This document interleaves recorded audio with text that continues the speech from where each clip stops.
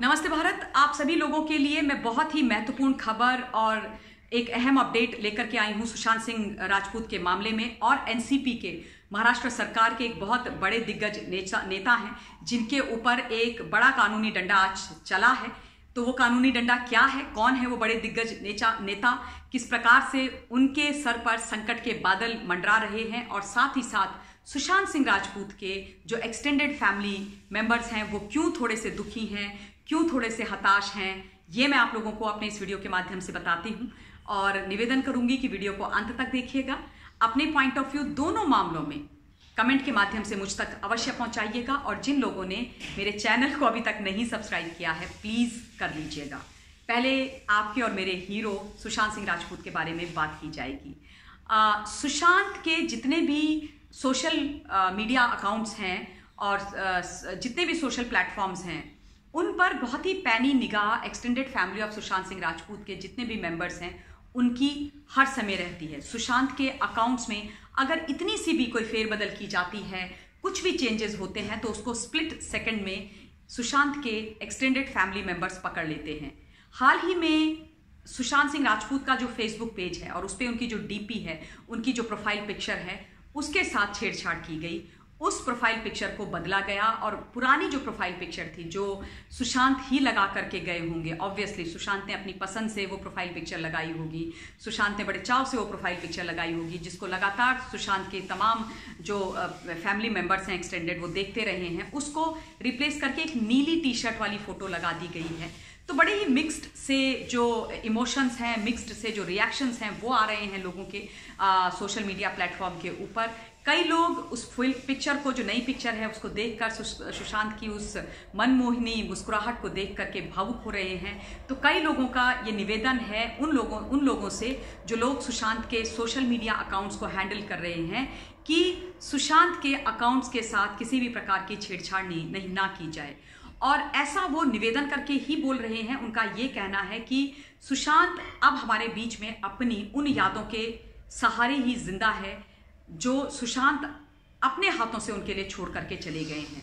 सुशांत के जितने भी एक्सटेंडेड फैमिली मेंबर्स हैं जो निस्वार्थ भाव से पिछले 1 साल से ज़्यादा समय से सुशांत के न्याय की लड़ाई लड़ रहे हैं, वो लोग तमाम प्लेटफॉर्म्स को चेक करते रहते हैं। और उन्होंने जैसे ही ये वाली जो फेसबुक की प्रोफाइल पिक्चर थी वो चेंज हुई तो उसको पकड़ लिया और उसके बाद ये रिक्वेस्ट कर डाली, क्योंकि उनको ऐसा लगता है कि सुशांत की वही यादें हैं, चंद यादें ही हैं जिनके सहारे वो लोग खुश रहते हैं। उनको जा कर के प्लेटफॉर्म्स को देखते हैं और फिर सुशांत की बातों को और उन चीज़ों को अपने दिल में जिंदा रखते हैं। क्योंकि कई लोगों का ये भी कहना है कि वो जो प्रोफाइल पिक्चर थी, यानी कि जो नीली टी शर्ट से पहले वाली जो प्रोफाइल पिक्चर थी, वो सुशांत ही लगा करके गए होंगे, वो सुशांत की पसंदीदा पिक्चर रही होगी, सुशांत के दिल के करीब की पिक्चर रही होगी, इसीलिए सुशांत ने उसको फेसबुक पर अपनी प्रोफाइल पिक बनाया था। तो सारे जो एक्सटेंडेड फैमिली मेंबर्स हैं वो उसी पिक को देखना चाहते थे। तो ये रिक्वेस्ट उन लोगों ने करी है कि जो लोग भी सोशल मीडिया प्लेटफॉर्म्स और जितने भी सुशांत के सोशल मीडिया अकाउंट्स हैं उनको हैंडल कर रहे हैं, वो किसी भी प्रकार की छेड़छाड़ सुशांत के फोटोग्राफ्स के साथ और प्रोफाइल पिक्चर्स के साथ ना करें, ताकि वो सुशांत की यादों को अपने दिलों में जिंदा रख सकें और उसी प्रकार से उन चीज़ों को देखें जैसे सुशांत छोड़ करके गए थे। क्योंकि छेड़छाड़ करने से सुशांत का जो एसेंस है या सुशांत की जो भावनाएं हैं जो उन प्रोफाइल पिक्चर्स आदि के माध्यम से जनता तक और वहाँ लोगों तक पहुँचती हैं, वो कहीं ना कहीं रुक जाती हैं। तो ये एक विषय था जिसको पढ़ के मुझे बड़ा अच्छा लगा कि कितने अच्छे हैं सुशांत के एक्सटेंडेड फैमिली मेंबर्स। हर चीज़ जो सुशांत से रिलेटेड होती है वो उनको इतनी मैटर करती है, उनके लिए इतनी इंपॉर्टेंट होती है, तुरंत उसको उठा करके उस पर बात करने आरंभ कर देते हैं। सुशांत के इश्यूज़ को एकदम से सोशल मीडिया प्लेटफॉर्म पर ला करके सबकी नज़रों में, निगाहों में लेकर के आते हैं।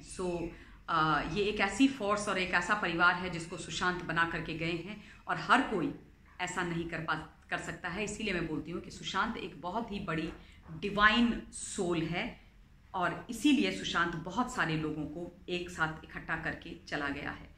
सुशांत के बाद अब मैं बात करूंगी एनसीपी के बहुत बड़े सीनियर लीडर छगन भुजबल की। छगन भुजबल जो तमाम कारणों से गलत कारणों से मीडिया में और न्यूज़ में बने हुए हैं।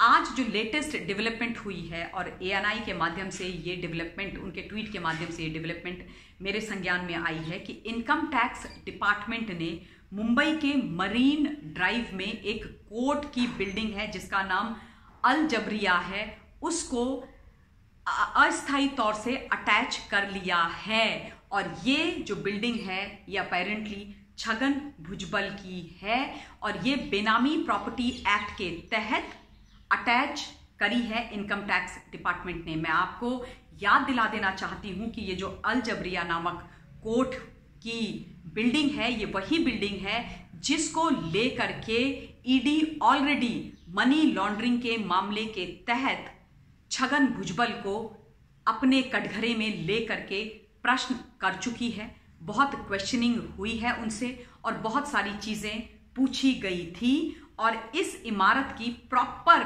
जांच और इन्वेस्टिगेशन की गई थी ED के द्वारा अगेंस्ट छगन भुजबल। जी हाँ, तो छगन भुजबल के लिए ये जो इमारत है अल जबरिया ये फिर से मुसीबत का कारण बन गई है। बेनामी प्रॉपर्टी एक्ट के तहत इस बार इसको अटैच ही कर डाला है। पहले तो ED ने मनी लॉन्ड्रिंग एक्ट के तहत मनी लॉन्ड्रिंग के एंगल से इसको इन्वेस्टिगेट किया था, छगन भुजबल को बुला करके उनसे क्वेश्चंस किए थे, तमाम चीजें पूछी थी और उसके बाद अब अटैच करी है। लेकिन दोनों में कनेक्शन है। ED और इनकम टैक्स डिपार्टमेंट का जो एक्शन है उनमें बहुत सारी चीजें इन कॉमन है। वो इस प्रकार से हैं कि पहले मनी लॉन्ड्रिंग का एंगल देखा गया और उसके बाद रियलाइज हुआ कि ये छगन भुजबल की एक बेनामी प्रॉपर्टी है। आप लोगों को मैंने बहुत सारी चीजें बताई हैं। बड़े बड़े ये जो NCP और कांग्रेस और शिवसेना के जो नेता हैं, ये तीन तिकड़ी और झोल झपाटे की जो सरकार चला रहे हैं, महाविनाश वसूली अघाड़ी सरकार के जो ये तीनों पहिए हैं, तीनों घटक दल हैं, इनके जो नेता हैं ये संलग्न हैं और लिप्त हैं इन तमाम चीजों में। बहुत लोगों की बड़ी बेनामी प्रॉपर्टीज अटैच की गई हैं, बहुत बेनामी प्रॉपर्टी के रिकॉर्ड्स निकाले जा रहे हैं ED के द्वारा, इनकम टैक्स डिपार्टमेंट के द्वारा। आप लोगों को ये भी जानकारी है कि किस प्रकार से अनिल देशमुख की प्रॉपर्टीज अटैच की जा रही हैं। आप लोगों को मालूम है कि संजय रॉथ के ऊपर भी एक मामला अभी लंबित है। आप लोगों को पता है कि बहुत सारी ऐसी चीजें निकल करके आ रही हैं जो हाशिए पर इस सरकार को खड़ा करती है। तो छगन भुजबल के लिए ये बहुत बड़ा मुसीबत का एक कारण बन गई है ये बिल्डिंग, जो बेनामी प्रॉपर्टी एक्ट के तहत अस्थायी तौर से इनकम टैक्स ने अपने पास अटैच कर ली है। मैं चाहती हूं कि आप लोग इन विषयों पर लगातार अपनी आवाज उठाते रहें, अपने पॉइंट ऑफ व्यू देते रहें, क्योंकि अगर ये प्रॉपर्टीज गलत और इलीगल तरीके से खरीदी गई हैं तो फिर इनको अटैच करके ये पैसा अगर जनता को बिलोंग करता है, अगर नहीं डेफिनेटली करता है, तो ये जनता तक ही पहुंचना चाहिए। मैं अपनी वाणी को इस वीडियो के लिए विराम देना चाहती हूं और आप लोगों से ये निवेदन करना चाहती हूं कि जागरूक रहिए, सतर्क रहिए, हर विषय पर बोलिए। मैं आपसे अपने दूसरे वीडियो के माध्यम से दूसरे विषय पर जरूर मिलूंगी। Till then stay safe, stay blessed and जय हिंद।